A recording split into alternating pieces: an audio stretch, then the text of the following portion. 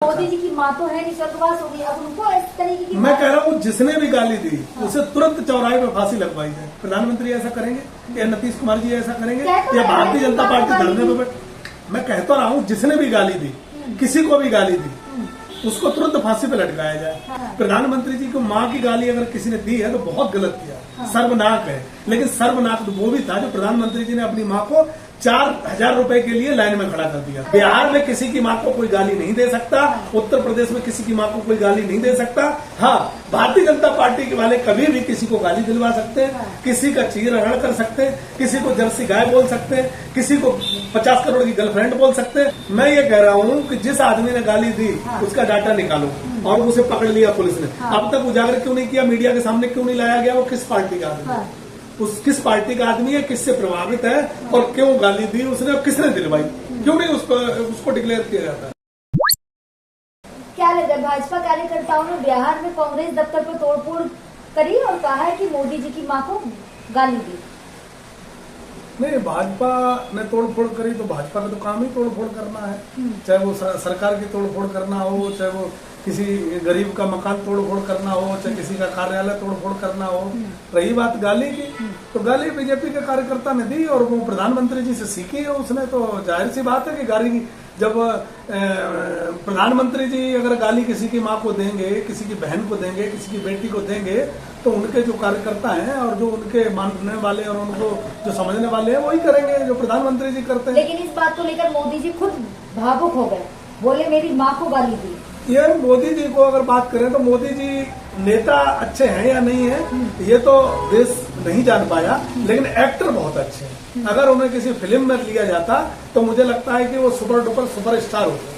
सम्मानित पद पर पद की गरिमा रखनी, पद की गरिमा प्रधानमंत्री जी को रखनी चाहिए। हाँ। क्योंकि जिस पर बैठे हैं और देश की जनता ने बिठाया है, 140 करोड़ भारतीयों का नेतृत्व कर रहे हैं, लेकिन उनको खुद पता नहीं रहता है कि 50 करोड़ की गर्लफ्रेंड बोलते हैं, जर्सी गाय बोलते हैं, किसी को कुछ बोलते हैं, किसी महिला का अपमान करते हैं। तो ये प्रधानमंत्री जी को पद की गरिमा में रखना चाहिए। देश की जनता ने तो बहुत रखा। मोदी जी की माँ तो है नहीं, स्वर्गवास हो गई, अब उनको इस तरीके की मैं कह रहा हूँ जिसने भी गाली दी उसे तुरंत चौराहे पे फांसी लगवाई जाए। प्रधानमंत्री ऐसा करेंगे या नीतीश कुमार जी ऐसा करेंगे या भारतीय जनता पार्टी धरने पे?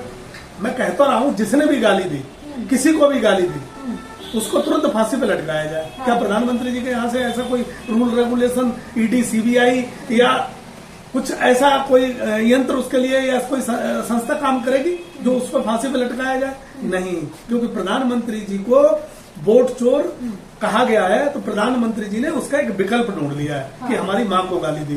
प्रधानमंत्री जी को माँ की गाली अगर किसी ने दी है तो बहुत गलत किया, सर्वनाक है। लेकिन सर्वनाक तो वो भी था जो प्रधानमंत्री जी ने अपनी माँ को 4,000 रुपए के लिए लाइन में खड़ा कर दिया था। किसी हमारी जो भारतीय संस्कृति है ना, बेटा अपनी खाल लुटवा देगा, बेटा कुछ भी कर लेगा, लेकिन अपनी माँ को 4,000 रुपए की लाइन में नहीं लगने देगा। लेकिन उसी में कांग्रेस के प्रवक्ता है पवन खेरा जी, उन्होंने कहा है भाई सीखे तो इन्हीं से है। इन्होंने कहा जर्सी गाय, इन्होंने कहा 40 करोड़ की गर्लफ्रेंड। तो बात सही है ना। मुझे ये बता दो कि भारतीय जनता पार्टी के संस्कार और समाजवादी पार्टी आरजेडी की पार्टी, इनके संस्कार आपने देखे? भारतीय जनता पार्टी के संस्कार ऐसे हैं कि वहाँ बाप बेटे को नहीं मानता, बेटा बाप को नहीं मानता, वहाँ एक दूसरे। मैं आपसे कुछ कह रहा हूँ कि उनके संस्कार ऐसे हैं कि वो आज कभी भी आप पेपर में पढ़ लो, अपने रिश्तेदारों के साथ नहीं छोड़ते, अपनी रिश्तेदारी में जो लोग महिलाएं बेटी उनको नहीं छोड़ते। और यही समाजवादी पार्टी और अगर आरजेडी की बात करें तो आज भी उनके यहाँ पैर छू के शुरुआत करी जाती है। आदरणीय लालू प्रसाद यादव जी के तेजस्वी यादव पैर छू के घर से निकलते हैं, अपनी माँ के पैर छू के निकलते हैं। और वो तेजस्वी यादव जिनकी बहन ने अपने पिताजी को गिडनी दे दी, यही अगर भारतीय जनता पार्टी में अगर कोई होता और कहीं होता तो अंजना उम कश्यप रूप का ले आकर दिन रात इसको टीवी पे चलाते। लेकिन एक कहीं न्यूज चैनल पे आपने नहीं देखा होगा। आदरणीय अखिलेश यादव जी अपने पिताजी के जब भी घर से निकलते थे तो पैर छू के निकलते थे और भरे मंच में अपने चाचाओं के पैर छूते। ऐसी संस्कारी जो लोग हैं वो उत्तर प्रदेश और बिहार में ही मिल सकते हैं। बिहार में किसी की माँ को कोई गाली नहीं दे सकता, उत्तर प्रदेश में किसी की माँ को कोई गाली नहीं दे सकता।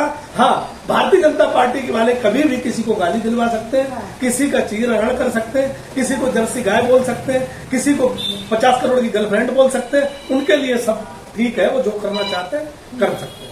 क्या लग रहा है, इस पर राजनीति गर्माहट ले ली है काफी? कोई राजनीतिक गर्माहट नहीं, प्रधानमंत्री जी को सब जानते हैं, पूरा गाली देश भी जानते हैं। मोदी जी कह रहे हैं मैं कह तो रहा हूँ, ये गाली दी किसने? हाँ, आपको- कांग्रेस के एक नेता ने। कांग्रेस के नेता नहीं, भाजपा के नेता। आप अपनी जानकारी को शुद्ध करके आओ। हाँ। भाजपा के नेता ने गाली दी, और गाली देना बहुत बड़ा पाप है। हाँ। ये प्रधानमंत्री जी को भी सोचना चाहिए। जब दूसरे की माँ, एक बात बताओ, सोनिया गांधी जी अगर हमारे देश में शादी करके आई हैं तो वो भी किसी की माँ है, किसी की बहू है। उनको इस तरीके से, जिस तरीके से प्रधानमंत्री जी बोलते हैं, बोलना चाहिए। राजपूत, जो हमारे राजपूत क्या नाम है उनका, उनको उनके टीवी चैनल पे, और एक शुक्ला जी है, उन्होंने टीवी चैनल पे उनकी माँ को क्या बोला। ये संस्कारी पार्टी है।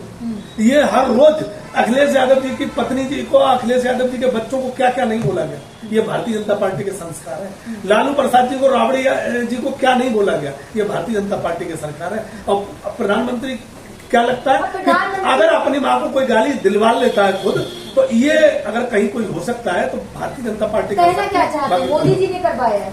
मैं ये कह रहा हूँ कि जिस आदमी ने गाली दी, हाँ। उसका डाटा निकालो, और उसे पकड़ लिया पुलिस ने। हाँ। अब तक उजागर क्यों नहीं किया, मीडिया के सामने क्यों नहीं लाया गया? वो किस पार्टी का आदमी है? हाँ। उस किस पार्टी का आदमी है, किससे प्रभावित है, और क्यों गाली दी उसने, और किसने दिलवाई?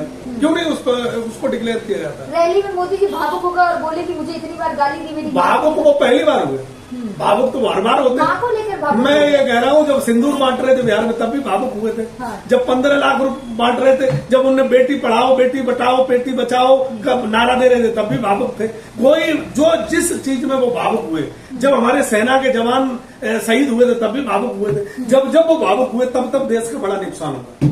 अब नुकसान की आशंका है आपको? अब ये नुकसान हुआ है कि इसी के आड़ में जो चुनाव आयोग कर रहा है और जो देश की संस्थाएं कर रही हैं, उसको ये सब छुपाने के लिए भावुकता का एक नौटंकी की जा रही है, एक ड्रामा किया जा रहा है। न किसी ने गाली दी, और गाली कोई विपक्ष का तो दे ही नहीं सकता। ये मैं गारंटी के साथ कह रहा हूं। चुनाव आयोग निष्पक्ष अपने तरीके से काम कर रहा है। कैसे निष्पक्ष है, हाँ। बताओ मुझे। कैसे काम कर रहा है? मुझे ये बताओ ना कि जब चुनाव हुआ तो 1.5 करोड़ वोट बढ़ गए। ये निष्पक्षता में बढ़ते हैं। ज्ञानेश्वर जी कहते हैं कि हमारी माँ, बेटी, बहन जो है का नाम, उनकी हम वीडियो नहीं दिखा सकते।